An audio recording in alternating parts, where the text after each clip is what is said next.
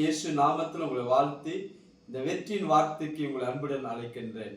இயேசு வாழ்ந்த காலத்தில் இயேசுவிடத்துல அநேக விதமான ஜனங்கள் அவரிடத்தில் வந்து சுகத்தையும் வெற்றியும் அற்புத அடையாளங்களை பெற்றுக்கொண்டார்கள்.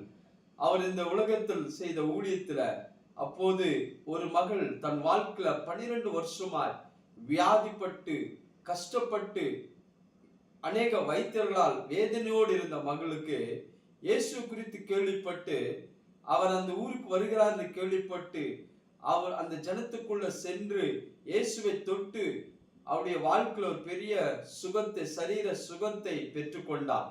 பெற்றுக்கொண்ட பிறகு அந்த மகளை பார்த்து இயேசு சொன்ன ஒரு அற்புதமான வார்த்தை வேதத்தில் இருக்கிறது. இந்த மார்க் எழுதின சுவிசேஷம் 5ஆம் அதிகாரம் 34ஆம் வசனம் சொல்லுகிறது, அவர் இயேசு அவளை பார்த்து, மகளே, உன் விசுவாசம் உன்னை ரட்சித்தது, நீ சமாதானத்தில் போ, உன் வேதனை நீங்க சுகமாயிரு என்றார். ஒரு அற்புதமான வார்த்தை. 12 வருஷமாய் வியாதிப்பட்டு கஷ்டப்பட்டு சமுதாயத்துல குடும்பத்தார் தள்ளப்பட்ட அந்த மகளுக்கு இயேசு சொன்ன ஒரு அற்புதமான வார்த்தை என்றால், உன் வேதனை நீங்க சுகமாய் இரு என்று சொன்னார். ஒரு அற்புதமான வார்த்தை.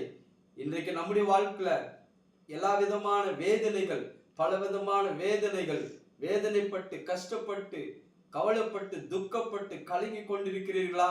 உங்களுடைய வாழ்க்கையில இயேசுவின் வார்த்தை இன்னைக்கு வருகிறது.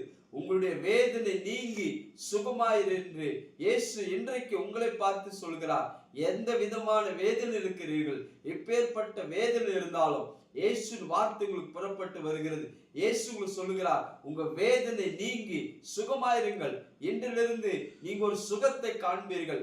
உங்க ஆவி, ஆத்மா, சரீரத்துல, குடும்பத்துல, பொருளாதாரத்துல, கையின் பிரயாசத்துல, பிசினஸ்ல, வேலையில, ஊழியத்துல நீங்க எல்லாவற்றிலும் சுகமாய் இருப்பீர்கள் என்று இயேசுவின் வார்த்தை உங்களுக்கு வருகிறது.